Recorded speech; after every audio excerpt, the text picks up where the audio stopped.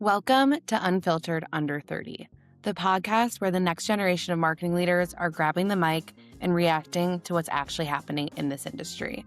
I'm your host, Claire Middleton, and this is a show built on one belief. Sometimes the 25-year-old in the room sees what the 25-year veteran can't.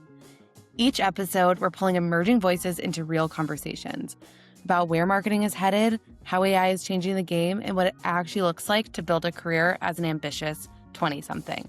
Let's get into it. Christian Brown, welcome to Unfiltered Under 30. Thank you very much for having me. So happy you're here. Okay, can I just start by saying you have the most incredible aura? Thank you. So excited to be interviewing you. You're extremely magnetic. I see why you've had so much early on success. Thank you very much. So Christian is the Forbes 30 Under 30, a co-founder and a CMO of Glewee. Yes. And can you tell us about your journey of founding Glewee? Take us from graduation to where you are now. Okay. I'll bring it back like one tier of graduation to like high school. In high school, I started building like e-commerce companies. So that was kind of my thing. My first like lifestyle brand called OK was like where I got my entire start. So I learned like how to build an e-commerce site, how to build products and services and sell them online and do all that. So through that, I was living in Massachusetts, like where I grew up, and met a lot of people like in Boston and then in New York, and really like using the internet and social as that vehicle of both like communication and thought.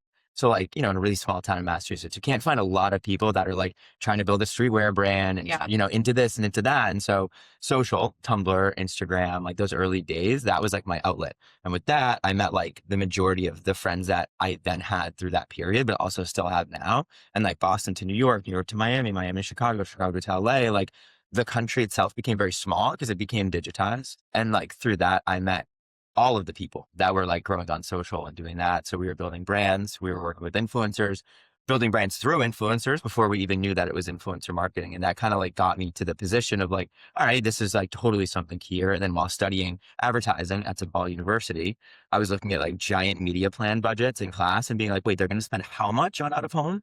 And then at first I'm looking at it like, wait, there's no, influencer marketing as a line item. And so I like had this big bet. I remember like freshman year, I said to my professor, I was like, what do you know about influencer marketing? He's like, well, it comes from the entertainment industry and it might be big in the future. I was like, no. Ken Crimstein is his name. And he was my first and last professor ever at DePaul. I had him again at the very end. I told him, I was like, this is going to be the thing. Like this will not be nice to have. It'll be a line item and there's going to be a massive budget allocation in the future, way in the future for something like this. And I was like, I just know it. Like I'm in this game right now. Like we're young, we're understanding it, but like it's going to get huge. And that was kind of the long bet to like then build in the space and then build a technology platform in the space. And now got us to this point. Amazing. So tell us about what Glewee does. Glewee is the influencer-powered growth engine. So what that means, we have an iOS app for our influencers, web platform for brands. And with that, we're the connecting piece. So when you think about an influencer marketing campaign, there's a lot that goes in from the brand side. There's your search and discovery. So how are you finding influencers and communicating with them? Then how are you doing the review process? So looking at the analytics, understanding who's a good fit versus not. Legal, compliance, and contracting. That's a huge component. Then you have to actually ship the product, get the content created, have it submitted, feedback, review, approval. So there's a loop there. Then track the data. Then identify what's working best. And in February, there's this magic thing called tax forms. So what we do is we simplify all that on the brand side. So a brand can come in, launch a campaign, everything, contract, communication, the whole flow happens in the technology. On the iOS app, creators are able to see all the deals like a Uber Eats style deal board, apply in real time, chat with the brand, submit content, get paid. They can be paid within minutes of submitting their post live, and they can have the cash in hand, like to do whatever they want with. That's amazing because I think I see on TikTok all the time this massive delay that you can have as an influencer to getting paid. Yeah. And so it seems like just that in and of itself would be a huge value to the creators, and it's also free for them to use. Absolutely. Yeah. And like deal flow, right? As a creator, you're always looking for brand deals and brand partnerships. And the thing is like, when you think back to like the thesis and how we got into this space, looking at it from the creator side, some creators that were our friends had millions of followers and were able to get $50,000 a post. The same friend group had kids with millions of followers that couldn't get any brand deals. And the only thing difference was like the business acumen. But if you look at it, it's not just can creator A read their email and reply on time. It's also like, how do they know where to source these deals and communicate with the brands? And if that wasn't readily accessible for them, there's a huge market opportunity. And like, that's what we built for. So would you consider yourself a disruptor in this space? Is there other people that are doing something similar? No, I wouldn't say disruptor. I just think like an optimizer almost. Because like we're not disrupting the flow. Of course. Everything I mentioned when I laid that out, that like happens over email and it happens over like Google Docs and people are trying to build contracts. Yeah. They have like, it's all over the place. So we like systemized it almost. And on the creator side, we just optimized it by giving them a tool. So in like the grander influencer marketing platform ecosystem, there's like your database platforms, which don't have creators on them. You could just like sort and filter. And then you're back to square one because at the end of it, you just export their email. So that's a database. We are an opt-in network, like one of few opt-in networks in the space. And then there's agencies and then there's hybrid tech. So like we're building kind of in all four of those lanes. So we're not disrupting anything. We're just optimizing it. Yeah. That's amazing. So tell us about, you co-founded this company in your second semester of your senior year. Yep. Tell me about what your journey was with finding a co-founder, what your journey was with finding your first clients, and really where you started. Walk us through the first 6 months. Okay, so back in like the story of having like friends with millions of followers, we were in LA at the time. And I met Dylan, my co-founder, in LA. And so we were like he was living in this influencer house with a bunch of creators. And I'd go out there anytime I could. And that's where I'd go like build these e-commerce companies, whether we're building brands off the creators or not, or just like spinning our own ones up. And so like we were all just in the same friend group. And then Dylan was like, yo, like we need to build tech for this. Like we have to like, there's both sides of this equation. Let's build a marketplace model. Okay, yeah, let's do it. Like, how do we do that? Right. And then COVID started. And I was going on spring break and they said like, hey, you're a second semester senior, you're going on spring break and you're not coming back. And that professor I told you about, who was my first professor, was my last professor because I was in the highest advanced advertising class, this cohort of like 30 of us. We were working on this like massive project, whatever, that we were going to present. And it's this whole like thing that you do at school, like second semester senior year. And he said to us, he's like, I'm so sorry, guys. Like, this is your last college class ever. And we're like, what? Dude, it's March. No, like, absolutely not. I told him, I was like, professor, like, you must be joking, right? Like, I'm going on spring break to Miami and I'm gonna have a lot of fun. And then I'm back next week and we're presenting the week after. He's like, I am on a committee and you're going on spring break. You're not coming back. And I remember feeling like crushed. I was like, what is he talking about? We get the notification that night while I was on the train. Everyone on the train looked around like, what's going on? I was like, oh, he was so right. Like, what's happening? So that night I got back to my apartment. I called the house in LA with all the creators and everyone. I was like, can I come hang out with you guys? What's going on? And they were like, we're kind of all scrambling too because we don't know what's going on. And Dylan was like, let's go down to Florida and let's go chill and build a company. I was like, I'm there. So I was on the next flight out in the morning and I was like, we have unlimited time, which was like the greatest 90-day run known to mankind for us because we had never had 90 days to like just do something that we want. Yeah. So we started there and then that was like kind of the initial run. And then we created a team and brought an MVP technology product to market. And then when we were ready, we brought on like I remember our first creators joining the platform, which were our friends. So we just sent it to the group chat. And then I remember our first brand, like I was just emailing every brand under the sun and one brand, a water brand took a risk on it. They were like, I'd love to join. And the platform totally didn't work at the time. It was like super beta and we cranked the wheel manually. We got $1 pushed through and I looked at it. I was like, the creators got paid out. I was like, oh my gosh, it works. And that was where we like I remember where I was sitting in that initial moment and we looked at it and I was like, wait, we did it. We have something. Let's go to market with it. So how did you feel in that moment? Super stoked. Like it was like the beginning of it all. You had something. Yeah. Like if you really feel like if you're ever locked in and you want like a good soundtrack to play, type in the Social Network film score and you can listen to it. It's all on Spotify. And you just press the first song. Like I used to listen to that in college every time I do like a big project or something. And I played it that night and I was like, all right, like let's lock in. Like this is the next 8, 5, 10 years of our life. I knew it in that moment that like, this is what we were doing and we weren't going to stop till we finished it. That's incredible. So when did you hire your first employees? 6 to 12 months after that, like we were building the team pretty quickly. So we went friend group first. So hired up some friends from school, or that we knew just like through our network. And then external to that, building up the technology team, we brought in a CTO and a head of product. And then they brought in a tech team from there. And then that's what like built the platform out. So when did you also take on the role of chief marketing officer? Immediately. Yeah, it was a totally natural fit. Yeah. Because like I studied advertising, right? This is all I knew. I just knew marketing, advertising, creating brands, and communicating with creators. Like that was the world that I had spent every waking free moment from like high school onward. So I was like, well, I wanted to go into the world of like, running big media plans, whatever. And then I was like, wait a second, why don't we just build this for ourselves? And so there's like, in the original phases, there's like your operations, right? There's the team building, but then there's the marketing and go to market. So I was like, I'd love to run that marketing, sales, and everything revenue oriented. I just like set forth on that.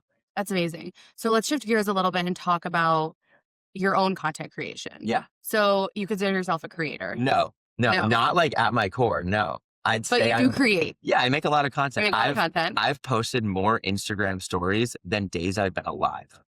That's incredible. Yeah, I just fact checked recently. That's an amazing statistic. Yeah. So I post like a plethora of content. Yeah. But it's more of just documenting my life. I'm not doing like the trends and the this and the that. Like I love that stuff. I just personally, this is not me. But I play ball, whether it's LinkedIn, Instagram, some short form video. Yeah. So tell us about where LinkedIn is going for B2B marketers. LinkedIn's going straight to the consumer face. I think that people think LinkedIn used to be this, like, oh, you're on LinkedIn, right? And a couple of years ago, I actually got flagged. This is my 4th year at Cannes. So when I was 24, my first year, and everyone made fun of me because I'd be like, oh, what's your LinkedIn? What's your LinkedIn? Have you on LinkedIn? Because it used to be you would go to a party or something like, hey, here's my Instagram. Let me get your Instagram. Because we were never in the age of like, let me get your contact, like your phone number. It was much more native to like, let me get your Instagram or Facebook or whatever. I quickly knew like, no, it's going to be LinkedIn. So I need to build this network now. So every time I go to an event, like I'm just hammering everyone, like, let me get your LinkedIn. Let me message you on LinkedIn. I do all my follow-ups and all that stuff. But like, that's great for professional network building. On the creator side, I think what world are we moving into? We all have jobs. We all have missions. Like we have things we care about. LinkedIn is positioning themselves to allow for that narrative a lot more. So like I'm in the LinkedIn creator program. So yes, I guess I am a creator, right? A lot of my friends that I have right now, I met on LinkedIn. And like we all create content about what we're doing, but we more just like share the story, whether it's building a company or going to an event or people we meet or the network happens, like we're sharing that narrative. And I think people used to just go to work and that was their work life and then they go home. Whereas for us, like instead of a work-life balance, we have like a professional content balance on LinkedIn versus a more fun or different persona on Instagram. So like, I think sharing that content everywhere, I post like outfit photos and like pic dumps and like the things I used to post on Instagram, I also am now posting on LinkedIn because I think there's space for that.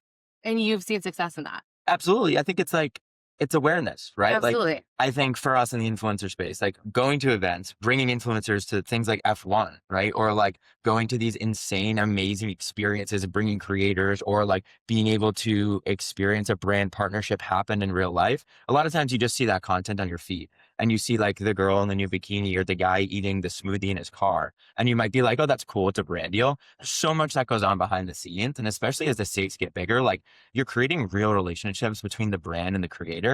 And like, not only are we the technology platform, but we're also a team that's facilitating that. So like, that's fun for us, right? I want to be there. I want to like help in every time I can. So like, yeah, the behind the scenes, the building the business, the being Gen Z, like, we're doing this on the fly. Like there's no playbook for this stuff. So if we can identify what's working the best and kind of pass on that knowledge to like the current and next wave of like entrepreneurs, creators out there, I'd love to be a resource and education for that.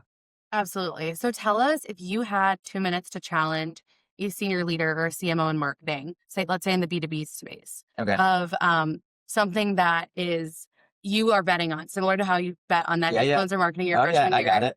What is that thing now? All right, don't dare touch the AI content, right? Like I think there's a space for it for sure. Like that would be my headline. Okay, I have 120 seconds to bat on them. Ready? So like thinking through, especially in like the B2B space, I think right now people are thinking about how do we get like, creators and influencers, but also content out there, right? So AI content came in Q3, Q4 of last year. And what we saw was a lot of brands really quickly jumping on that. And so now what happened is like people were planning their 2026 media plan and marketing mix, and they were throwing like AI creation in there, right? And now Q1, Q2 going into Q3 of this year, we're looking at it. Everyone wanted to use it for their ads. They wanted to use it for their own content. And out of nowhere, the algorithms are like, boo, that sucks, because the content does kind of suck, right? If you want to sell a real product to a real consumer, to solve a real solution, you need a real person to do that.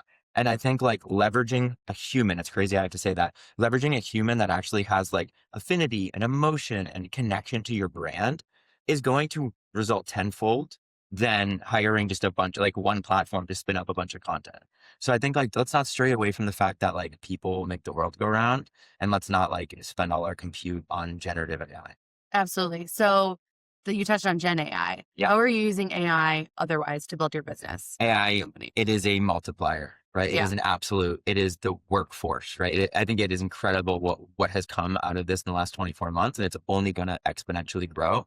But I think for us, looking at how do we operate a business from the back end, right, from like an ops side of things, how do we spend millions of dollars for brands with influencers, right? How do we process that through our technology? How do we build strategy? How do we deploy that strategy? Obviously, the technology is that mechanism, but our team and our strategy, that's really like what Glewee is made up of, right? When I think about it, like I'm so cherished by the team that we have, and how do we make everyone faster, smarter, stronger, more enabled through AI workflows? But like, how do we get there? We create our own like AI skill sets based on everything we know. So like we are like Gen Z influencer marketing experts. Like I'm not going to shy away from that. Everything we know, we have built, right? And we have thousands of campaigns, tens of thousands of data points on what's working and what's not working. So how do we feed that into our own models to allow for like campaign brief creation or influencer selection or the data set behind what's gonna work versus not in a predictive model? How do we create a content hook and a style that's going to work best at the ad level or at the owned content level?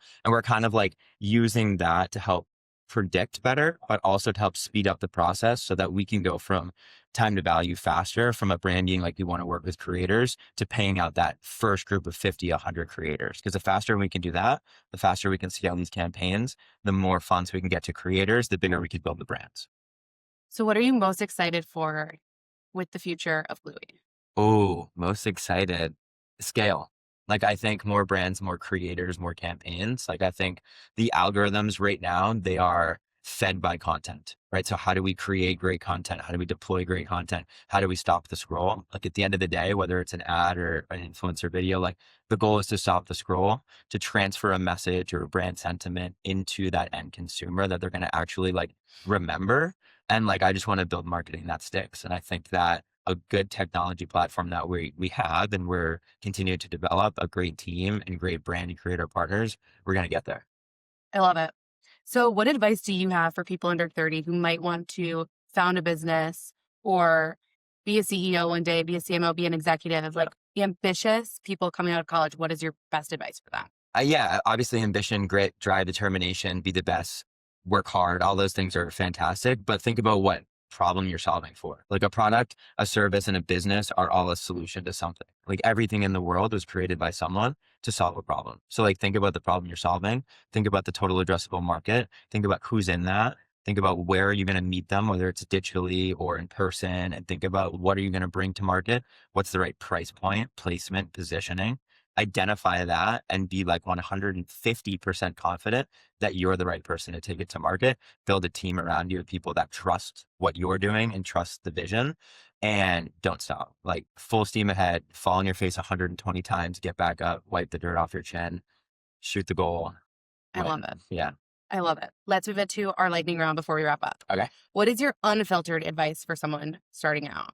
Oh man, every waking second you need to identify what's happening in the market you want to enter. Like know who's leading the market, know who's investing in the market, know who's moving and shaking the market, like identify it, look at it in your head like it's a playing field and figure out where do you want to be in the playing field and go straight into it.